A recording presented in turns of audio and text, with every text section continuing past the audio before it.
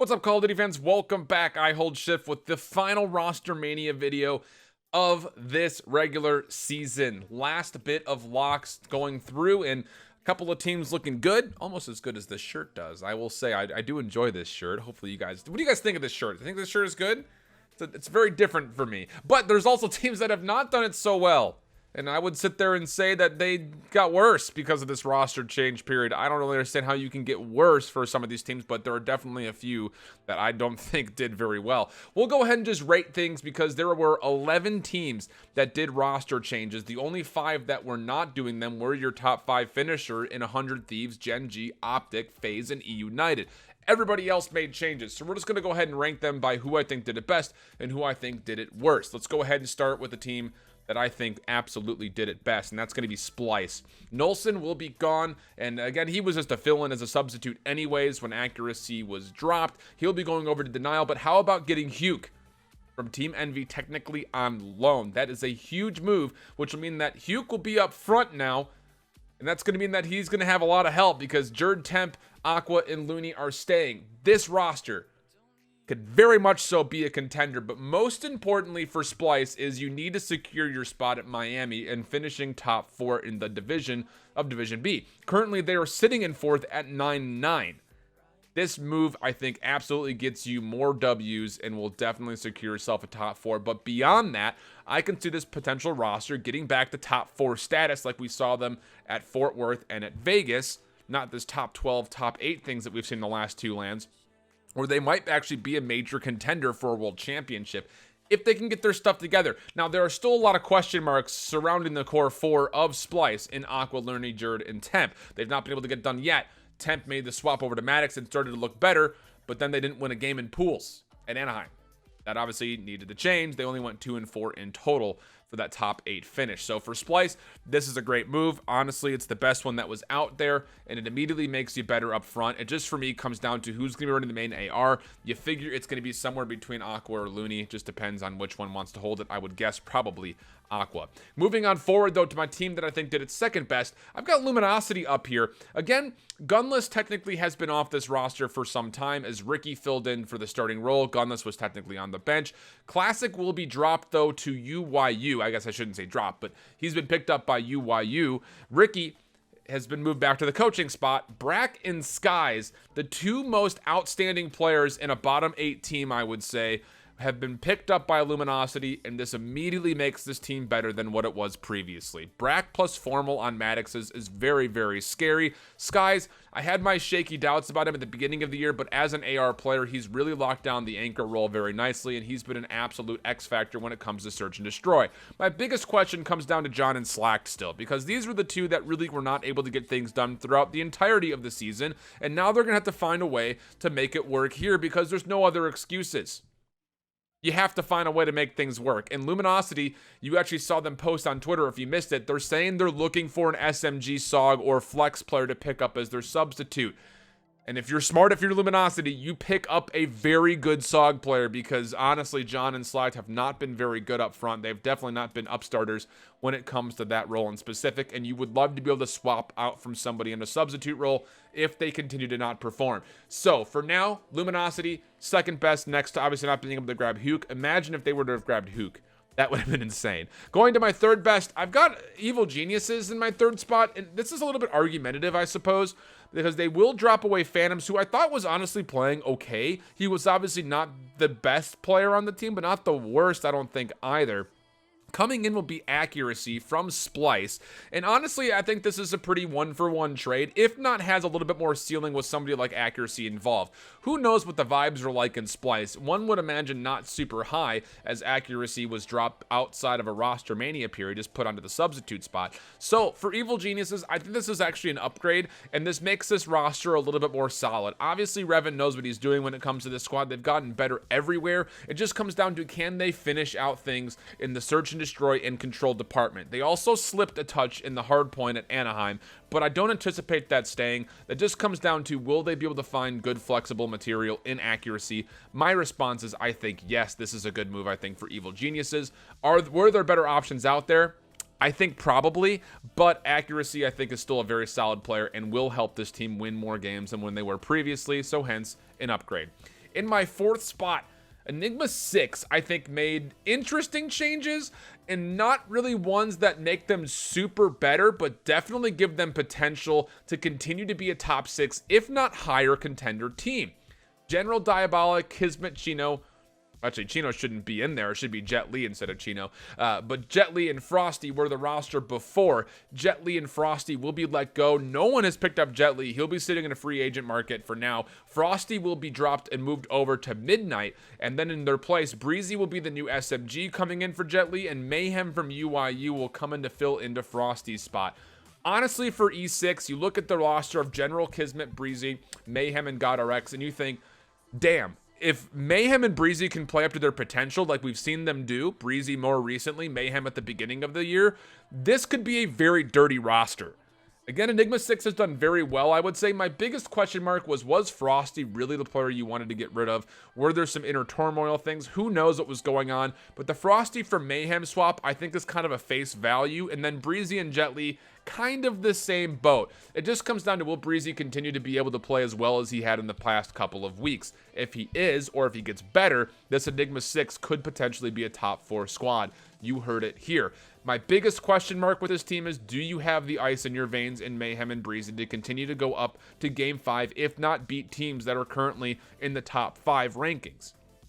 That's kind of the big question mark for me, but I think Enigma 6, you did it well. I think you did it right. It just comes down to, it feels weird to change after such a big performance that you just previously had at Anaheim. Now, moving forward into Reciprocity, Shawnee will be dropped to the free agent market, and they'll bring in Alex. Honestly, it's kind of like, is the glass half full or half empty? Kind of hard to say. Shawnee, sure, there were question marks for me between Shawnee and Wuskin when Tommy was playing, but since Denz was in the mix, it felt like this roster was starting to gel a little bit more. However, Shawnee and Wuskin, I would say, have been the biggest question marks as far as who's going to run what. Will they run it well? It kind of went underneath the radar that there were some role and specialist swaps for those two players in specific, so I'm not really surprised that Shawnee's gone.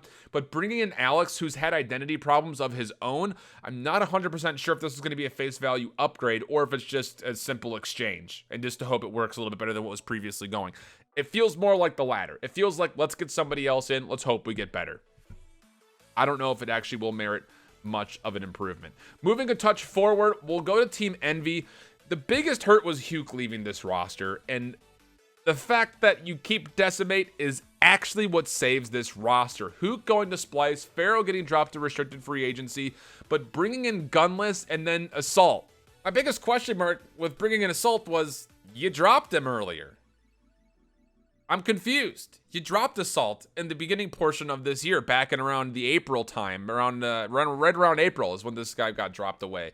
So bringing him back in, this kind of makes you wonder what was wrong before and why is all of a sudden he okay now. The biggest question mark for me is who's going to run what in this roster. Gunless, you figure, is going to be your Maddox player for sure. You figure Decimate will be moving up to the SOG role and being less of a flex and being more of a hard style SOG. I cannot imagine Aches running the main AR because I think he's got too much of an ego to actually anchor. Not necessarily as far as his persona, but how he plays. He likes to get up and get gritty. So I figured that probably Assault will be the main AR for this roster. Aches will run a Maddox with Gunless, and then you're going to have Silly and Decimate up front. Big question marks as far as what that's going to look like up front. Decimate, I trust. Silly, I don't. You lose Huke. So if you don't have Huke and Decimate up front, is Silly better than Huke? Absolutely not. Gunless, obviously a good addition if he can keep his head on straight and if him and Aches really do get along. And then beyond that, Assault, again, my biggest question mark was, is this actually a kind of an addition to what had happened previously, or is this one of those situations that he was dropped for unknown reasons and maybe it was just other inner turmoil with what was being felt with Huke previously? Because honestly, this just seems strange to drop him and then pick him back up a little bit later. Who knows what the case is, but for Team Envy, it can't get much worse than what you currently are doing. So hopefully this will merit you some wins. Again, this is a squad that's in 6th place in Division B. They've got some work to do if they want to try to get to the top 4, as they're going to be up really with their backs up against the wall. They're 7-11 and need to be able to beat Splyce, sitting at 9-9. Going to our next matchup, it's actually going to be Heretics that I have. Again, losing Sukri, and then it's not going to be Yako. Apparently that was who they wanted based on rumors and sources that we've been hearing from. It's going to be Vortex instead from Movistar Riders. Yako would have been better. Vortex, I didn't get a chance to see him play all that much on stream, but it just kind of feels like if he's going to be jumping in as the SMG, I don't know. I'm a little bit worried for Heretics. Yako would have been, okay, I see what you're going with. This guy had a good open bracket. Vortex, I don't know. I'm a little bit worried for Heretics, I think, in this one, because, again, if you remember back, Methods will be leaving the SMG role and going to main AR, so that means it's going to be Vortex up front. So, who knows? My general reaction is this is not an improvement for Heretics. They have yet to finish outside the top 8 for a major event. Unless Vortex is magically incredible, this might be one of the first conversations that we see them placing outside of a top 8. I just don't like this move, personally. I don't think it's good for the team. I don't think it makes them any better. Maybe I'm wrong. I don't think I am. Let's get into where things start to get a little nitty and definitely gritty. I'm going to Midnight Esports next as they drop away Blast, Saints, and Lacefield, and they pick up Zaptius, Royalty, and Frosty. Now, Blast and Lacefield have been all over the place this title, and it makes sense that they're going to be dropped away. Saints has been better as of lately, but again, we've seen him be this focus of a lot of issue on multiple teams in the past. However, you're only picking up Zaptius and Royalty, who have done very marginal things at UIU, and you get Frosty. So, okay, that's the one member here where I can say that's an improvement. But for Zaptius and Royalty, for Saints and Blast, kind of like, okay, whatever. Thank you, I guess. Like, it just feels like we're changing, you know, slightly better trash for a little bit worse trash. It doesn't feel like these are major improvements that will allow Midnight to keep contending for a top spot. Again, at the moment, they are tied 9-9 in Division A, technically just below Reciprocity. So this cross-divisional is huge for Midnight. I don't see this roster doing well. I just can't see it going all that well. Llama God, Parasite, they're going to be the ones sticking around. Frosty will be instantly added into the mix. Zaptius and Royalty as well. I just don't know who's going to reign in as the IGL for this team, but I don't see them doing any better than the previous Midnight was. That's pretty much all I have to say. Going over to Elevate next.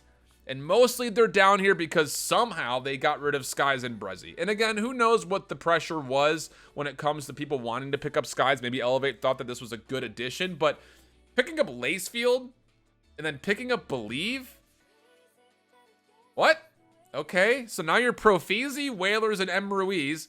Profizi and Whalers are the only two that have really been even remotely consistent. M. Ruiz has been just okay at this game. Definitely, I would say the one player that if you're to list all of the rosters, most people would probably forget M. Ruiz on the list because he has not been playing all that well. And then you get rid of two of your best players and you pick up Lacefield and Believe.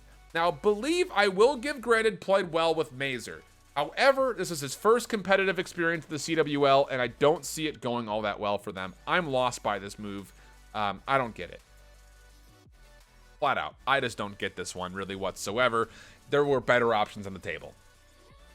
I'll just say that. Moving on forward to Denial is my next one, mostly again because they lose Brack, and they're taking a pretty giant risk here by making this an all-EU roster. It's going to be Joe, as well as rated in the mix still. Cammy Weeman from Team War, who had a very disappointing open bracket at Anaheim. And then Nolson, who, yes, he played very well at Splyce, but he's not going to have the same kind of surrounding cast like he did at Splyce here on Denial or Units, however you want to call them. We still don't know who's picking up this team, so I'm still calling them Denial for now because I don't want to change my graphics. It's a lot of work to just have to change them again. Team is 7th place in Division B at 6-12. That's not good. Not really in the running at all. They have to have a miracle to finish top 4 for Miami. And they finished top 12 at Anaheim. Again, not the greatest of performances from Team War in the open bracket, but you lose Brack, who's really been the solo carry for this squad. So for me, that was the one that really got away from you, honestly. And Alex being thrown away, sure, whatever. It's kind of is what it is. But I think this is just a big risk, honestly, more than anything else for this unit squad of an all-EU roster. So kind of question marks for me. We'll see how things go. Let's finish this video off, though, and talk about one of the worst roster moves to ever happen in the CWL. UIU, what in God's name did you just pick up? The first fact that you drop Parzelian, who is by far carrying this team, hard to do because they're pretty terrible, but The fact that he's a free agent, nobody picked him up, but you get rid of everybody else, including Mayhem. Like, Methods and Mayhem were your two other really supporting casts. Zaptius played fine, Royalty, whatever, but look what you pick up. You picked up the scraps that nobody else wanted. You're one of the worst teams in the division, in the league, period. And you pick up Blast, Saints, Classic. Phantoms is like the only one, but he's a downgrade from Parzellian, so I'm lost. Chalk it. UIU just threw this Rostermania. I have no idea what this is, but hold me to my words right now. This UIU team probably doesn't win a game for the rest of the year. This is an atrocious lineup. The only one who's even worth a damn now is Methods. And he hasn't even been playing all that well lately. I'm calling it. This team does not win another game for the rest of the year. If I end up calling that one right too, somebody out there owes me $1. That's what I got as far as my rankings. Again, I will be doing an overall power rankings to rank every single team in order. Obviously, you get some kind of an idea as far as the ratings, but obviously the question mark stands. Will any of these teams be higher, I think, in the ratings than what are currently our top 5 teams in our power rankings? Again, every single team from 6 until 16 just made swaps. That's wild. Huge Rostermania period. Thank you guys for tuning into it. Again, if you haven't subscribed already, make sure you do and ring that bell on your way out to get notifications when the video does pop up live. We're so close to 10,000 subs. I can feel it. It's coming out. I can feel it. It's right around the corner. So make sure you sub if you enjoy the content. Power rankings later. Week set up for the cross divisional after that. Until next time, hope you guys all keep holding it down. Later. Bye-bye.